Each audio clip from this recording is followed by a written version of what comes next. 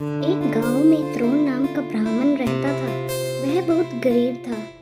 न उसके पास पहनने के लिए अच्छे कपड़े थे और न ही कुछ खाने को था। ब्राह्मण जैसे तैसे भिक्षा मांगकर अपना गुजारा कर रहा था।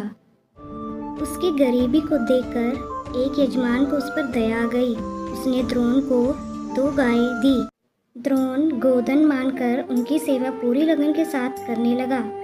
उसे गायों से इतना प्रेम था कि वो खुद कम खाता था, लेकिन गायों को भर पेट खिलाता था। ब्राह्मण की सेवा पाने के बाद दोनों गायें तंदुरुस्त हो गई। एक दिन उन दोनों गायों पर चोर की नज़र पड़ गई। दोनों गाय को देखकर चोर ने मन ही मन उनको चुराने की योजना बना ली।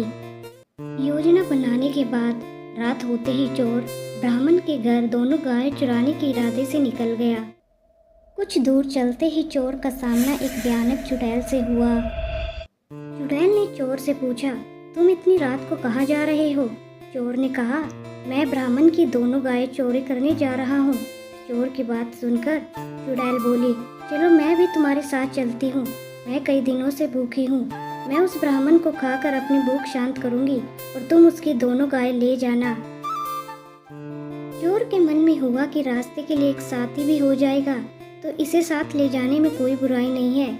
यह सोचकर चोर अपने साथ चुड़ैल को साथ लेकर ब्राह्मण के घर पहुंचा। ब्राह्मण के घर पहुंचकर चुड़ैल बोली, पहले मैं ब्राह्मण को खा लेती हूँ, उसके बाद तुम गाय चुरा लेना। चोर ने कहा, नहीं, पहले मैं गाय चुराऊंगा, उसके बाद तुम ब्राह्मण को खा लेना। अगर तुम्हारे आक्रमण से ब्राह्मण जाग गया तो मैं गाय चुरा नहीं पाऊंगा। फिर राक्षसनी बोली, जब तुम गाय खोलोगे तो उसकी आवाज़ से भी ब्राह्मण जाग सकता है और अपनी रक्षा कर सकता है। मैं इस चक्कर में भूखी रह जाऊंगी। चुड़ैल और चोर दोनों इसी तरह बहस करते रहे। एक दूसरे की बात मानने को उनमें से कोई तैयार नहीं था। उसे भी चुड़ैल और चोर की आवाज़ सुनकर ब्राह्मण जाग गया।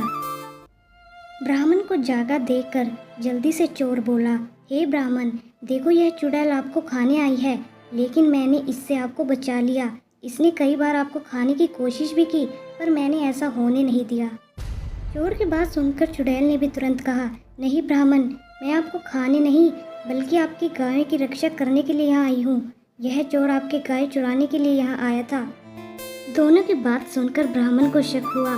खतरे को भांपते हुए ब्राह्मण ने फटाफट डंडा उठाया और दोनों को भगा दिया। ऐसी और इंटरेस्टिंग स्टोरी सुनने के लिए हमारे चैनल को सब्सक्राइब करें और लाइक करें। धन्यवाद।